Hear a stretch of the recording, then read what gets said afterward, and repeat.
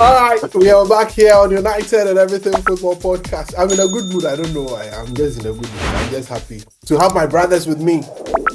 And Kwame, when I see this shirt, see now my neck is all showing. Charlie, I've lost weight too. You are doing amazing, actually. Yeah. For all those who don't know, I've dropped 16 kilograms. 16 kilograms from January to April. What? Today is April. In the space of 3 months, yeah? April 15th. Yes. That's a lot of work. Yeah, that's great. Yes. A lot of dieting, a lot of gym work. And I'm feeling on top of myself. I mean, I feel so good. That's the thing about exercising and training. Like you feel it. You feel good about yourself. You feel light. You feel exactly. Charlie, when are you going to play the ball? You know, I want to join your team with the football you play in the evening. I play every Wednesday, 6 to 8 o'clock. I'll join you. I have to start. You should join every Wednesday and running and. In fact, when I have time, I also play on Thursdays at a different place. It's also in this league. So. Don't worry, we'll talk about that. Anyway, that's just by the side. I have my guys here. We are just here to talk about United. United chance. So, Charlie, what is there to talk about? There's a lot to talk about, actually. There's a lot to talk about. We'll be doing a quick analysis of the game against Newcastle. A lot has been falling out of that game. We'll be talking about that. Roy Keane has had some very interesting remarks to give. The Andre Onana situation isn't going away. Kwame was very spot on when he talked about Ruben Amorim dealing with the situation in a particular way. He failed to deal with it at Lyon, but he some way found a way around it during the game. But the goalkeeper who came was also So we put up a poll. I'll be sharing the results of the poll with you as well. So, and then we'll talk about the most important night yet for Ruben Amorim under the lights when it comes to European football here on United and Everything Football. Excited to be with you guys tonight or as anytime as you are watching this podcast. We record in the night, so when I say tonight, please bear with me. Anyway, let's make a quick turnaround, but remember, subscribe to the channel, like, share the videos, leave a comment because we know you enjoy it. As Sicho is here, you know it will be fireworks, right? You know it's going to be fireworks. So let me make a quick turnaround. When I come back, I delve straight into it with a quiz question for this week. We'll be right back after this.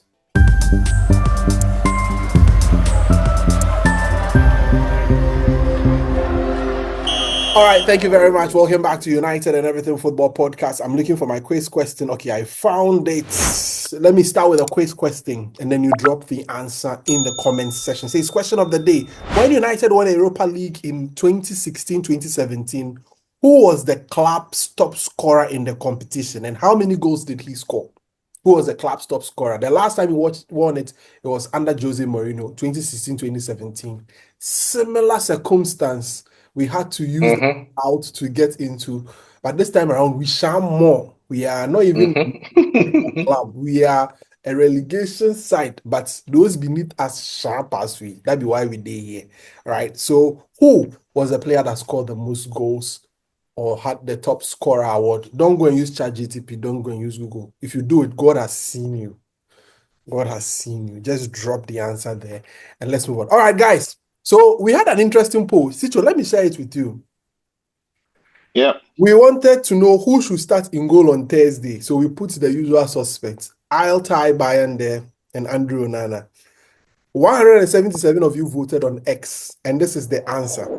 62% of you want Bayern there to be imposed. I don't know whether it's recency bias or Onana. No, this was even after the Bayern debacle over the weekend, not before. So what do you make of this? Who should start this game between the two of them? I'm going to start Bayern there. Really, I'm going to start him because I'm looking at it from the manager's viewpoint. If you really want to send a strong message across the squad, and you're dropping Onana because of bad form, and you throw him back in. I mean, if the message is that he's being dropped, and the message is that he's not being rested. Or he's not being taken. You know, he had a family issue, a private matter because of the wife. If you're not the wife, if you're not resting him or taking him out of some pressure, and you're dropping him because of bad performances, and you throw him back in right after one game, you, the manager, you begin to lose a certain level of, if you like, control, and the squad might start thinking about it. So from the manager's viewpoint, I'm going to stick to it and say, look, you've been bad, you've made mistakes. You're out of here for now. Let's see it in training grounds. And I'm going to allow Binder to also prove to us that with consistent run of games, he can be better. So that's what I'm going to do. That's an interesting one. Kwame, what would you do? First of all, I just want to issue this disclaimer. Bayanda is a shit goalkeeper. He's not a good goalkeeper. Like, let's establish that he's not good. But the thing is about the message. See, Andre Onana has not just cost us bad goals this season. We got out of the Champions League last season because of Andre Onana, primarily because of Andre Onana. Yeah. And this competition is too important for you to risk it. So my point is this. There is no win-win situation for Andre Onana. If we play against Lyon tomorrow and he doesn't make a mistake and we still go out of the competition, we'll refer to the first leg as the reason why we did not qualify. His mistakes cost us. Yeah. Even if we do progress from the competition, there will still be lingering doubts as to whether he would not do this again. I mean, what's the guarantee after last year's campaign and this year's campaign in Europe that when the stakes are higher, he wouldn't even make more costly errors? And if you play Alta Banyan there, everybody knows he's horrible. I mean, if you don't know Alta Banyan there is horrible by now, then you are just, I don't know, you live in a fool's world. He's horrible. But what has he got to lose if he makes another error? It just speaks about the state of goalkeeping at our football club. It's not good. Both purchases by the last manager have not been good. But as a matter of principle, Cicho deserves a big stone. Charlie, he said everything about Ten Hag, about the purchases and everything. They've not been good. As a matter of principle, do not play Andre Onana. See, we have how many games at the end of the season? Maximum 9. Yeah. I mean, 6 league games, maximum 3 more European games after this one. Yeah. So 9-10 games. Just play the second goalkeeper. What can. Exactly. But you know who I'll play? I'll play Tom Heaton. That's it. That's just. See. I mean, he can't be any worse. Let me make a case. Tom Heaton is a better, if for nothing at all, he's a better shot stopper. Let me just ask you, when was the last time you saw him even train? Ababa and then him have been hurt for a very long time. By and then came and he's been thrown in. Tom Heaton he just wants to retire in peace at this point in time. I don't want him to stain whatever little legacy. See, he's a United boy, true and true. What will happen is before you retire, people will remember you for the very worst moments and not your heights. Let him just retire in peace. If Onana and Bayende are training, and that is what they produce on match days, then training is overrated. Because seriously, Cicho, we must as well put the old man who trains them in. If you are going by that tangent, we must as well put the old man. The man who would play ahead of Rashford. Guys, exactly. Put him in goal. Let's make progress. We will come back to the Lyon game to talk about it, but I want to share with you something interesting that Roy Keane shared. So, for those of you who were waiting for our post-match analysis of the Newcastle game, this is it. We had a bit of an issue, so we had to put everything together so you could have a good one. So Roy Keane, this is what he said. He said, Man United are physically and mentally a weak team. Newcastle were too fast, too powerful, and more determined. United couldn't deal with the pace up front from the attacking players, and they got what they deserved. There was talk before the game on there being a good sign for United and that they are getting better, but I can't see it. It's not good enough. I worry for this group of players. They don't look like a strong group mentally. Cicho, this is what Roy Keane said on Sky Sports after the game. It got a lot of people into a debate, but what do you generally make of this? And then you can tie it in with your own analysis of that game against Newcastle. Look, it's very true, but I would even only say it's Newcastle were more physical. Man United have never really been able to dominate any team physically for a very long time. Like, especially throughout this season. It looks like almost every team has got a bit of grit about them. Every team is faster, every team is stronger, every team is more cohesive.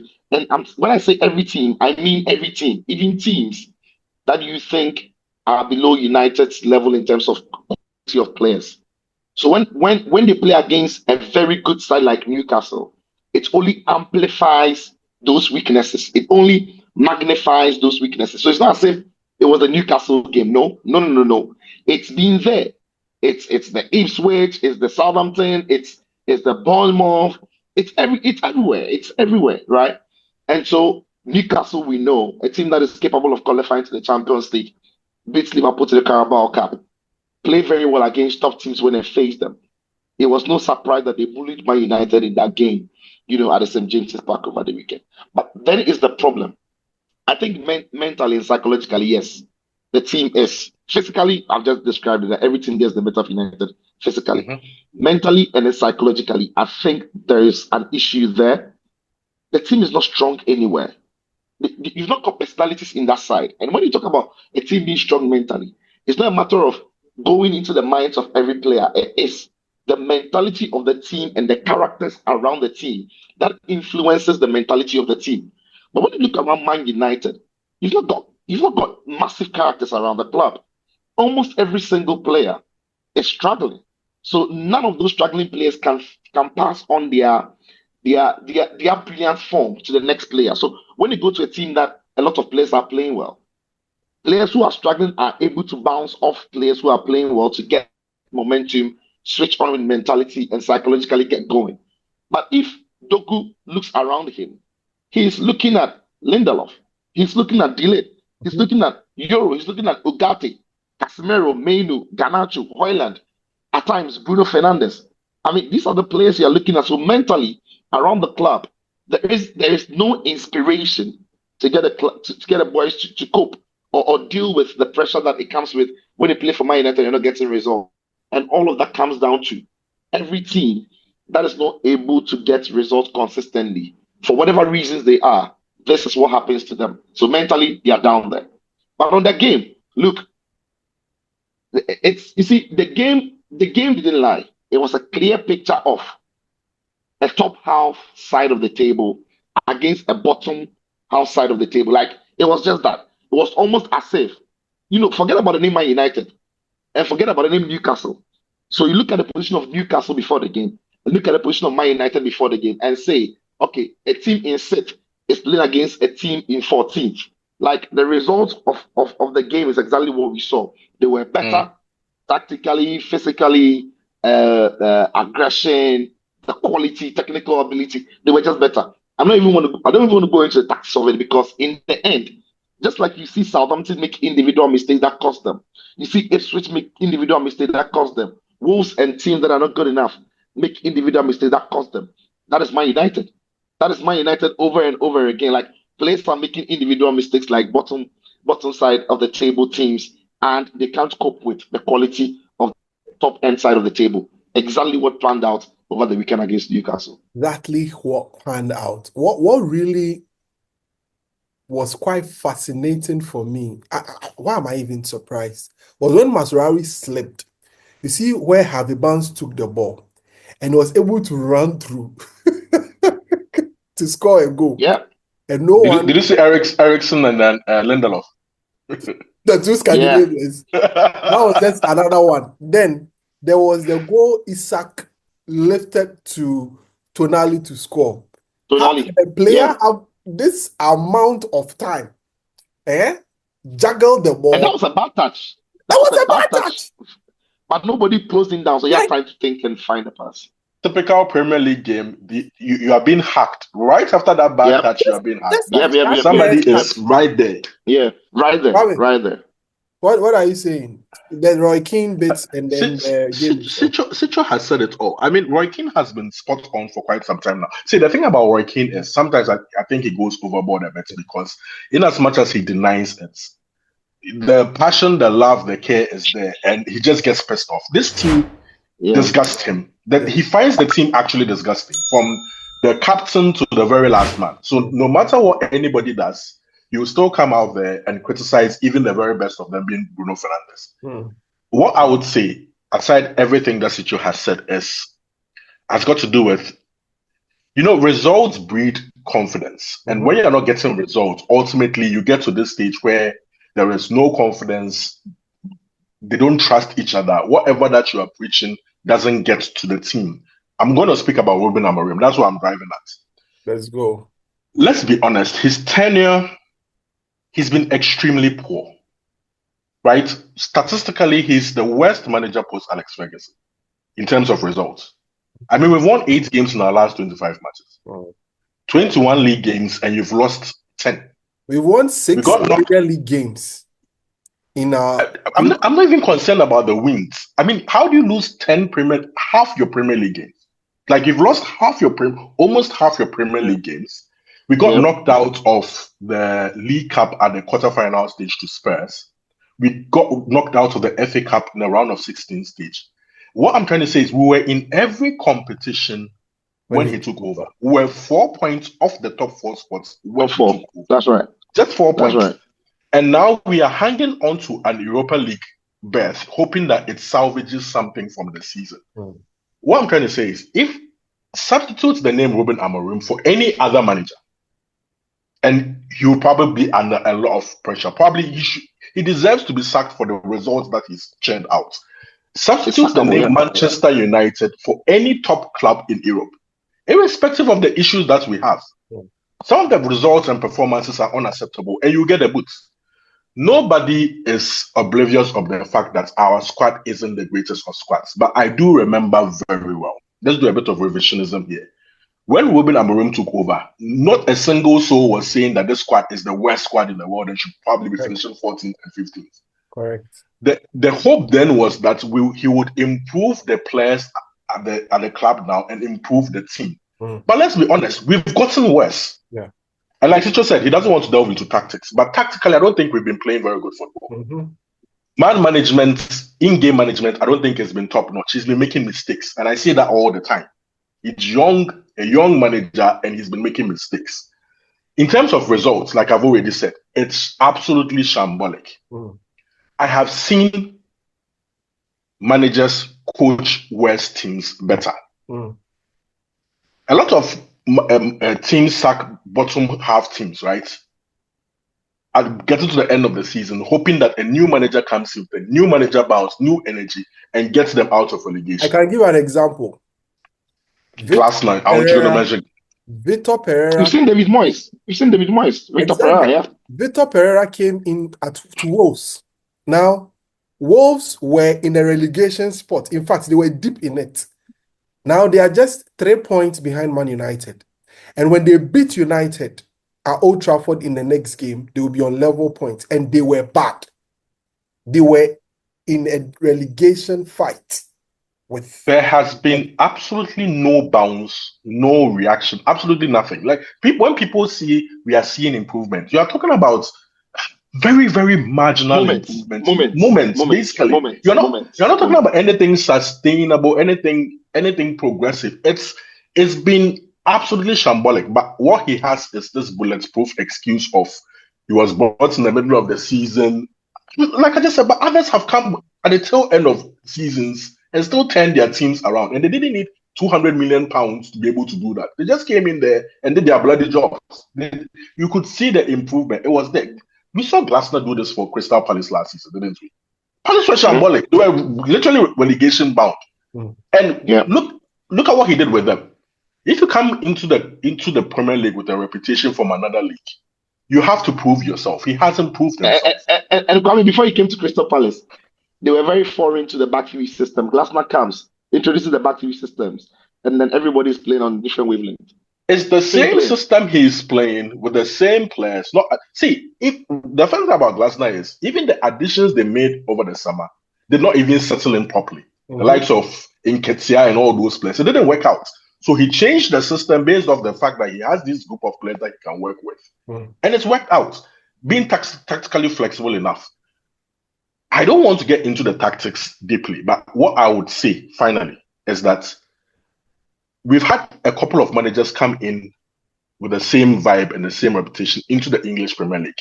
They were young from the Portuguese league. The first one was Jose Mourinho, right, from his Porto days. Andres Villas-Boas was the second one, right? We were hoping this our manager would be more Jose Mourinho, but at the moment it's looking more Andres Villas-Boas. And I'm not kidding. Like, that kind of vibe. Probably even worse. It makes me question as to whether he is the right man to spend the next 200 million pounds. Because if I don't see any improvements from anybody, from any player, from the style of play, from the tactics, what shows that if we give you the next 200 million pounds, there will be any market improvement? It's kind of scary.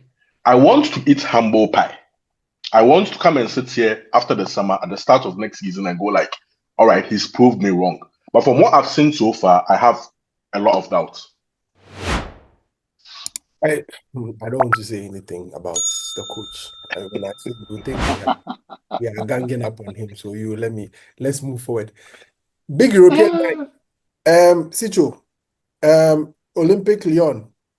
I've sat here and I've discussed that game. I mean, prior to that, I had not watched a lot of Lyon, so I was a bit skeptical. I mean, I've said that any team with a little bit quality always pose a threat or pose a problem for Man United.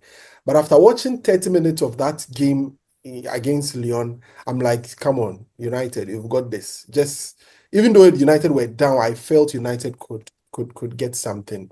But typical United, typical Andrew Nana, he decided to give the game away or something. But coming to Old Trafford, what should United do? Because stakes are high. Lyon, after what I've seen of them in that first leg, didn't look like a team that United, even at this level, should be, weary of. But the pressure and everything gets to these boys. How should this game play out, Sichu? Truth of the matter is that Lyon are not good enough, but United have also not been good enough. So you can't hit your chest and say United are going into the game as a team that should be blowing Lyon away. Right. And this is the reason. Yeah. You never know when the next mistake is coming from for Man United. That's true. It could be anybody. Over the weekend, it was Mazraoui. He's one of the most reliable players for Man United. But when you keep playing in the ruts, sometimes it does catch up with you. So you get infected. Too sure. Yeah, you get infected. When the virus is all around the place, it doesn't matter how strong your immune system is. When it's going to keep staying there, So for me, that is where the problem is for Man United. Again, as well, it will also come down to how Man United approach this game. Are they going to approach this game with the thinking that we are at home, get an early start, get at Lyon, try and score an early goal, put the pressure on them? Or they are going to respect themselves as Man United, respect the occasion, not necessarily the team, but the occasion because of the pressure it comes with, and then manage the game in the first 10, 15 while trying to score, but not risk so much. Because the team is mentally weak. The team is not necessarily strong. If the team goes down first, I'm afraid the team is in trouble. So if the manager is going to go into the game playing expansive, trying to put pressure on Aston Villa, trying to put pressure on Lyon, and is going to leave spaces in behind him, then I'm afraid a little bit. Because what is good, what Lyon does well with is also on the counter and on the break. Now, when Lyon were playing at home, some of the things they tried to do didn't look like it was in their game.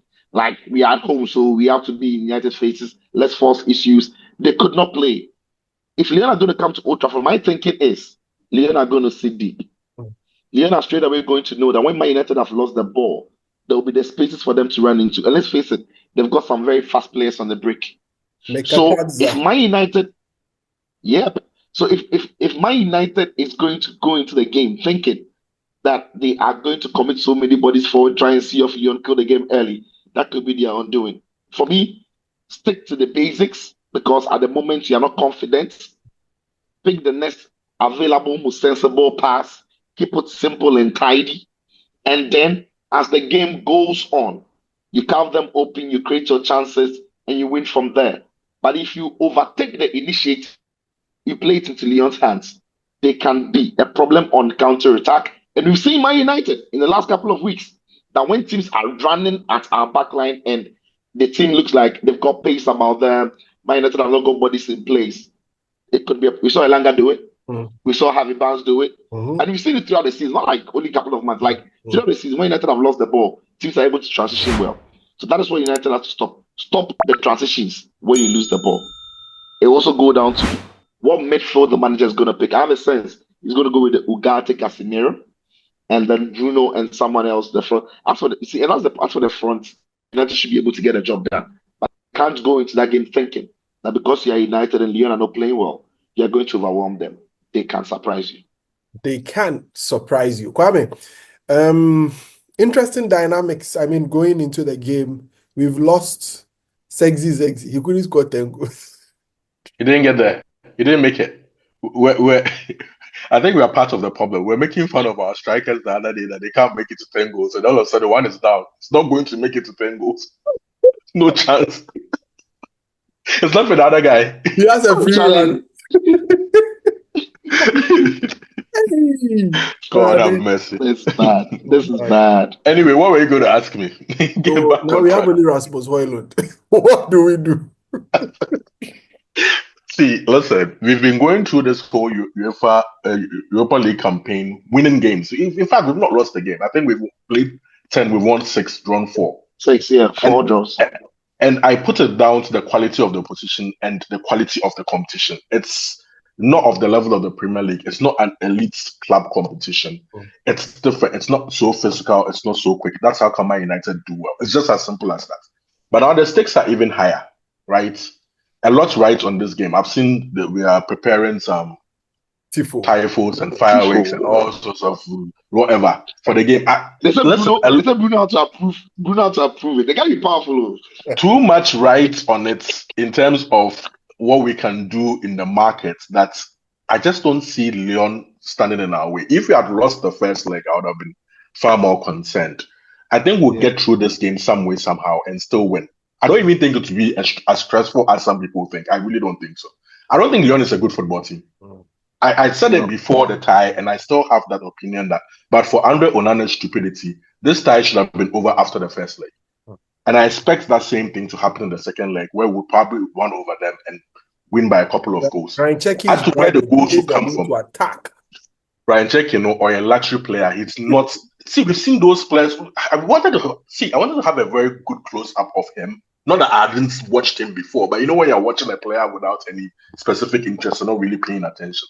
But I always used to ask myself, how come a player of his supposed talents has never ever been picked up by anybody or been chased by other big clubs? Then people are telling me 20 million crap, people are not coming for it. In fact, Lyon agreed a deal with Fulham, was it last summer, for 20 million pounds, and the player refused to go because he believes he should be playing for a bigger club.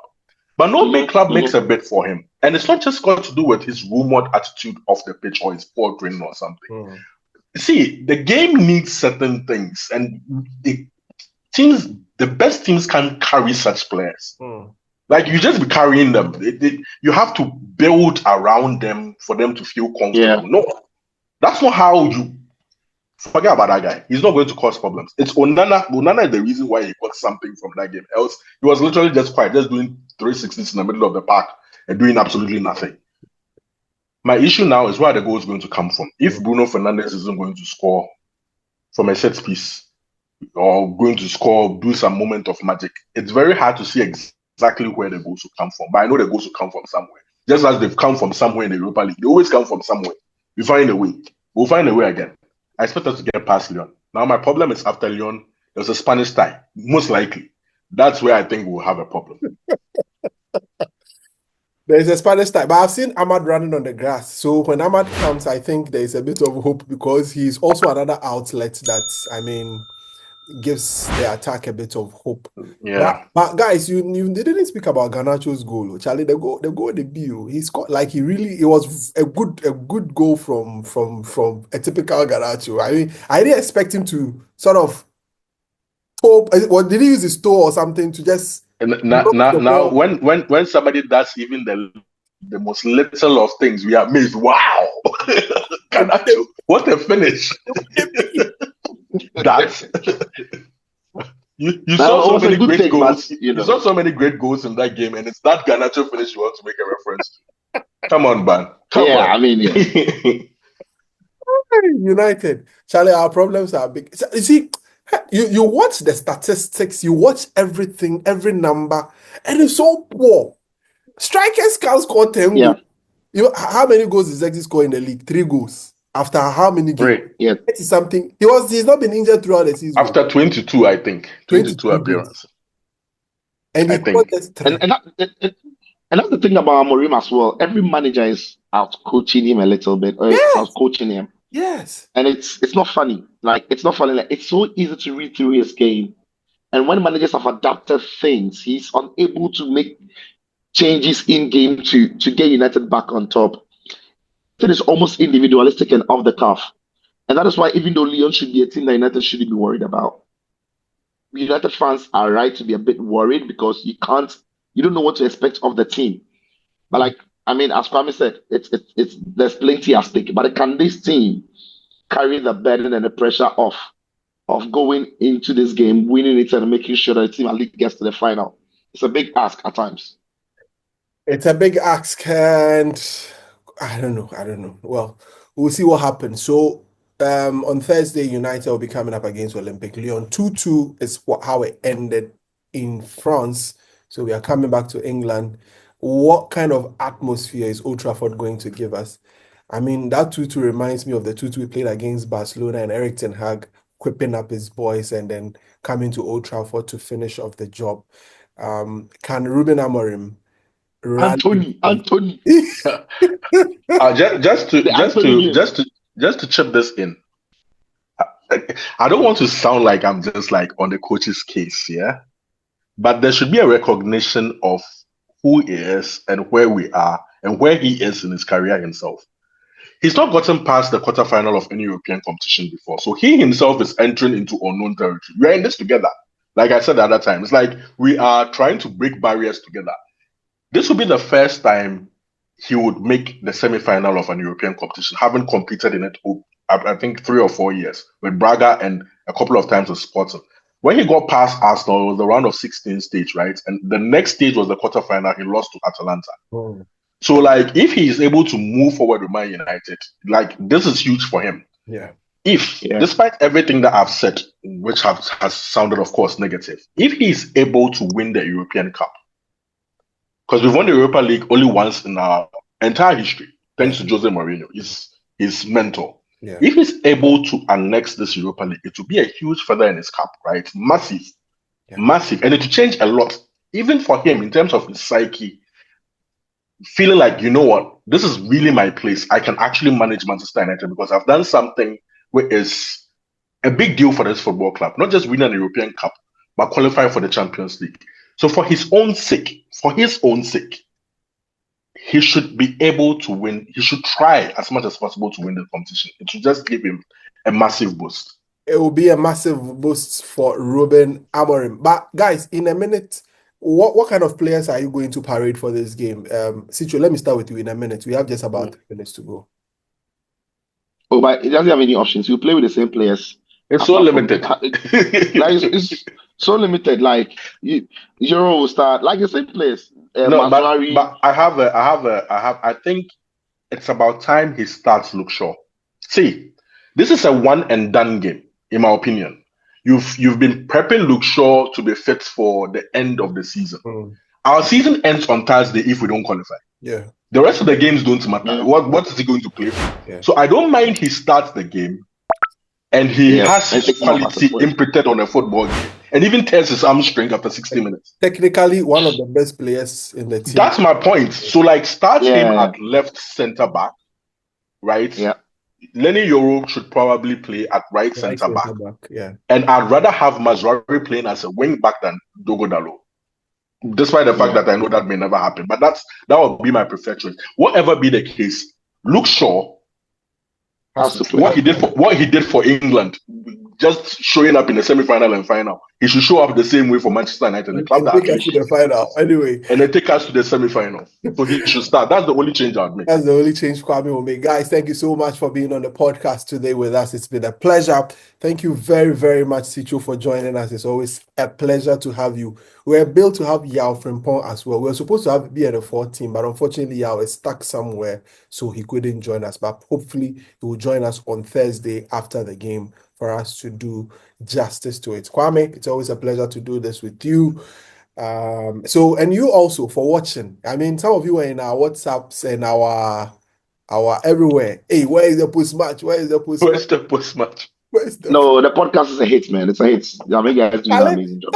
Someone said he has been waiting. They are not saying. Yeah. To say today, but today they didn't come. I lied. That's the truth. That's the truth. We really appreciate your patronage. You guys make it a hit. Thank you so much. It's always a pleasure to come your way. And it's a pleasure to do it for you guys because sometimes it's not easy. When you lose and you come and sit, Charlie, the pain you are feeling with, we are feeling it too. But the job is the job. But the job is the job. The job is the job. Anyway, thank you very much for being a part of the podcast. We'll see you after the game against Lyon here on United and Everything Football. Remember to leave the answers to the quiz question below in the comment section. Have a great time. See you next. Bye-bye.